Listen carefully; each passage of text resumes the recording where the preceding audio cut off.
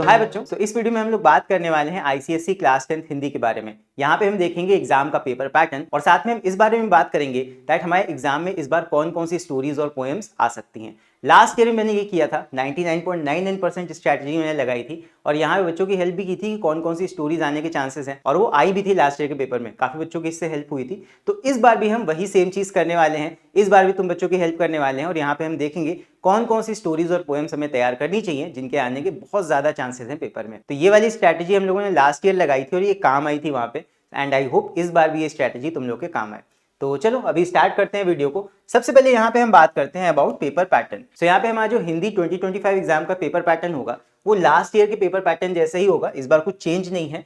तो paper pattern और यहाँ पे टाइम मैनेजमेंट, खास तौर पे इसको मैंने हिंदी में लिखा है समय प्रबंधन। यहाँ पे टाइम मैनेजमेंट में बताऊंगा कौन से क्वेश्चन के लिए तुम्हें कितना टाइम देना है। तो चलो स्टार्ट करते हैं। ये है हमारा हिंदी 2025 एग्जाम का पेपर पैटर्न। यहाँ पे तुम्हारा पूरा पेपर दो सेक्शंस में डिवाइडेड होगा। दो सेक्शन में पहला है तुम्हारा section A, that is 40 marks, ये तुम्हारा लैंग्वेज का पोर्शन होगा। एंड उसी तरह सेक्शन बी तुम्हारा लिटरेचर का पोर्शन होता है, ये भी सेम 40 मार्क्स का होता है। पहले हम बात कर लेते हैं about language portion, section A. तो सेक्शन ए में सबसे पहला जो तुम्हारा क्वेश्चन होता है वो होता है एस्से का, जैसे इंग्लिश लैंग्वेज में है सेम उसी तरह यहाँ पे निबंध है। और यहाँ पे टोटल तुम्हारे पास में 5 एस्से के टॉपिक्स होंगे जिसमें से तुम्हें कोई एक करना होता है। एस्से तुम्हारा 15 मार्क्स का होगा। तो तुम्हारे 5 टाइप्स के एस्से आते हैं, यहाँ पे तुम देख सकते हो। ये तुम्हारा स्पेसिमेन क्वेश्चन पेपर है 2023 का, बिकॉज इस बार पेपर नहीं अपलोड किया गया है आईसीएसई के द्वारा। सो ये इस तरह तुम्हें 5 एस्से आएंगे। पहला एस्से तुम्हारा एक सिचुएशन बेस्ड होता है, सेकंड एस्से तुम्हें एक यहाँ पे लाइन दे देंगे, उसके ऊपर बेस्ड तुम्हें एक एस्से लिखना होगा। देन उसके बाद यहाँ पे एक सिचुएशन दे दी जाती है, सिचुएशनल एस्से हो जाता है। फिर उसके बाद में एक और है, यहाँ पे तुम्हें लिखनी होगी मौलिक कहानी।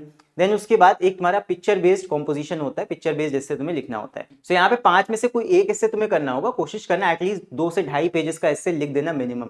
2.5 पेज से कम लिखोगे तो मार्क्स उसी हिसाब से कम होते जाएंगे तुम्हारे।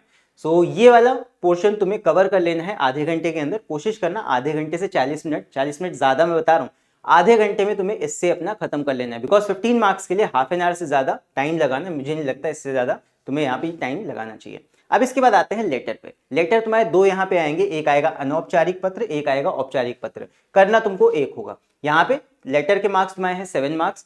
एंड अगर लेटर का तुम्हें फॉर्मेट देखना है तो लेटर का फॉर्मेट ऑलरेडी मैंने यूट्यूब पे अपलोड किया हुआ है, उसके लिए तुम जाके सर्च कर सकते हो यूट्यूब पे लेटर फॉर्मेट इन हिंदी।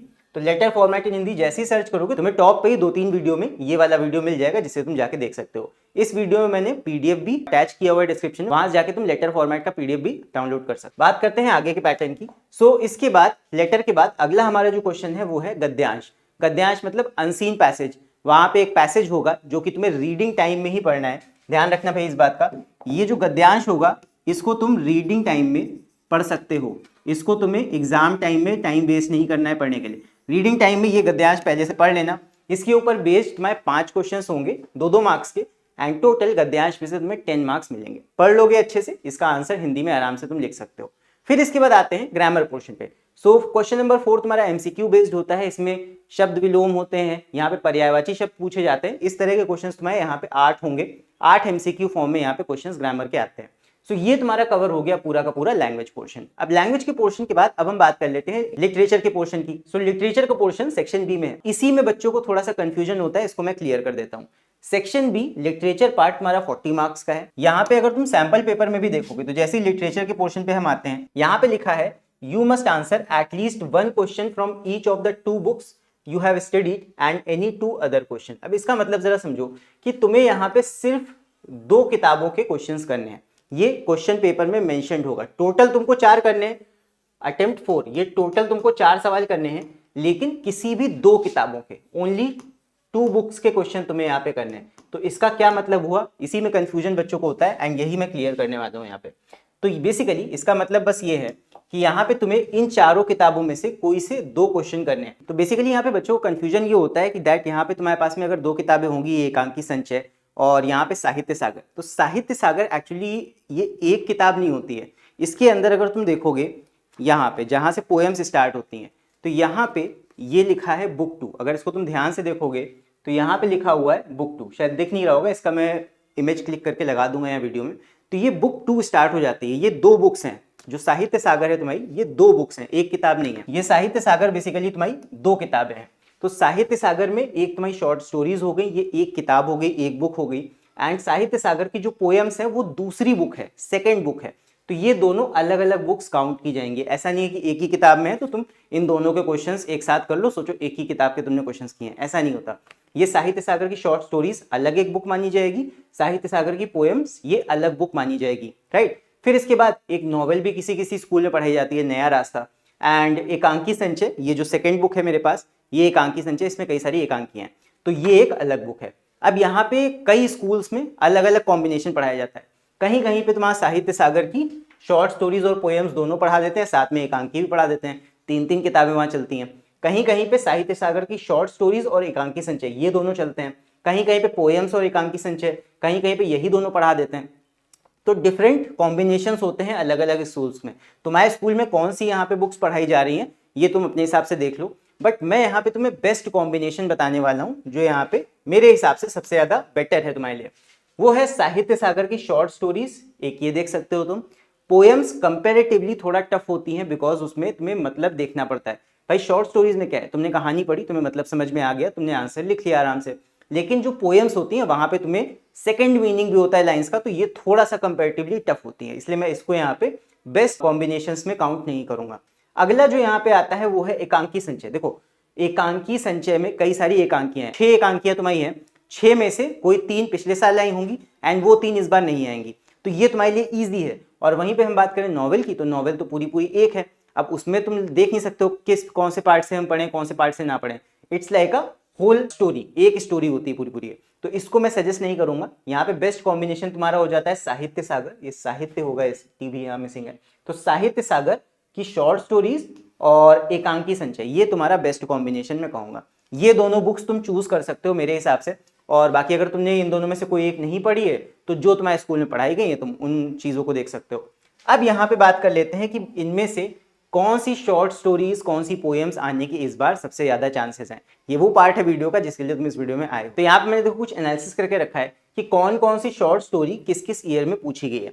तो अगर तुम पैटर्न देखोगे तो यहाँ पे हर साल 3 स्टोरीज पूछी जाती हैं। तो ऑब्वियस सी बात है जो लास्ट ईयर स्टोरीज पूछी गई है वो जस्ट अगले साल कभी रिपीट नहीं होती है। तो एक कॉमन सेंस लगाओ, जो स्टोरीज तुम्हारी लास्ट ईयर आ चुकी हैं 2024 में वो तो एकदम नहीं आने वाली, उनका तो 0% चांस है। तो तुम अपना अपना भाग्य को कट कर सकते हो, बड़े घर की बेटी इसको कट कर सकते हो, और भीड़ में खोया आदमी इसको भी कट कर सकते हो, ये तो इस बार नहीं आने वाली।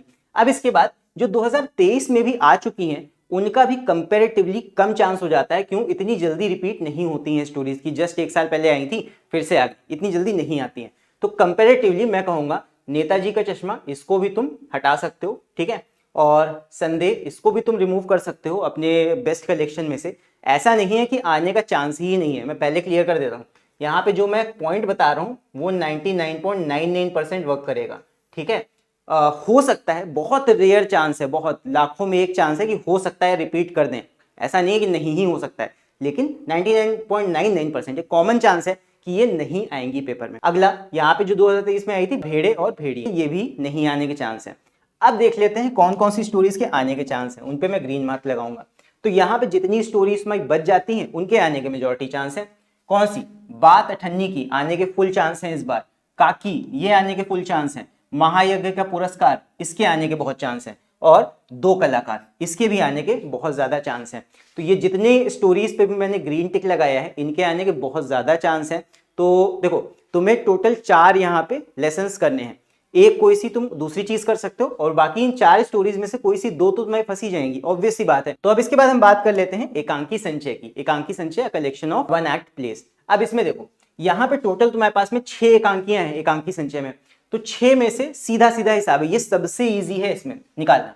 एकांकी संचय टोटल तुम्हारे पास में है 6, हर साल 3-3 आती हैं। कभी ऐसा नहीं हुआ कि पिछले साल जो आई है रिपीट हुई हो, तुम रिकॉर्ड देख लो पीछे से, मैंने पूरा लिस्ट डाउन किया हुआ है।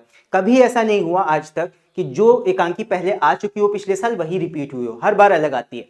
तो इसमें 100% तुम 99.9 नहीं 100% कह लो दैट जो पिछले साल आ चुकी है वो नहीं आएंगी। संस्कार और भावना नहीं आएगी एकदम, सूखी डाली ये भी नहीं आएगी, और महाभारत की एक सांझ ये भी नहीं आएगी बिकॉज ये जस्ट लास्ट ईयर आई थी। तो इस बार किसके आने के 100% चांस है? बहू की विदा इसको तैयार कर लो, मातृभूमि का मन इसको तैयार कर लो, और दीपदान इसको तैयार कर लो। ये 3 1 एक्ट प्लेस पक्का है कि आएंगे ही आएंगे इस बार, 100% गारंटी। अब इसके बाद देख लेते हैं पोएम्स। पोएम्स की अगर हम बात करें तो पोएम्स में थोड़ा सा अनुमान लगाना कहूंगा, ज्यादा थोड़ा टफ है। यहाँ पे देखो जो पिछले साल आया था वो तो नहीं आना, सिंपल है, कभी रिपीट नहीं होता है इसमें। तो यहाँ पे देखो इसको कट कर दो, मेघ आए, फिर इसके बाद विनय के पद, इसको हटा दिया, फिर इसके बाद चलना हमारा काम है, इसको भी हम कट कर देते हैं। फिर जो 2023 में आई थी उनको भी तुम कंपैरेटिवली अपनी लिस्ट में से कट डाउन कर सकते हो अगर तुम पोएम्स तैयार कर रहे हो तो। 2023 में वह जन्मभूमि मेरी, इसको भी हम हटा सकते हैं, और सुर के पद इसको भी हटा दो, और इसके अलावा तुम्हारी भिक्षुक इसको भी तुम हटा सकते हो। तो यहाँ पे कौन कौन सी पोएम्स बच जाती है उनको देख लेते हैं। एक है सखी, अगली गिरधर की कुंडलियां, उसके बाद स्वर्ग बना सकते हैं ये, उसके बाद में एक लास्ट मातृ मंदिर की ओर। तो यहाँ पे 4 पोएम्स हमारी निकल के आती हैं। मोस्ट चांस है, यहाँ 100% हम नहीं कह सकते हैं, बट हाँ काफी चांस है कि तुम्हें इन 4 पोएम्स में से कोई सी देखने को मिल जाएंगी अपने पेपर में। सो अकॉर्डिंग टू मी यहाँ पे बेस्ट कॉम्बिनेशन क्या होना चाहिए उसको देख लो। बेस्ट कॉम्बिनेशन ये जो 99.99% वाला है कि कम से कम तैयारी करके तुम ज्यादा से ज्यादा चांस, तुम्हारा प्रोबेबिलिटी कैसे हो सकता है। शॉर्ट स्टोरीज में ये 4 तुम देख लो, बात अठन्नी की, काकी, महायज्ञ का पुरस्कार और 2 कलाकार। उसके अलावा एकांकी में बहू की विदा, मातृभूमि का मन और दीपदान।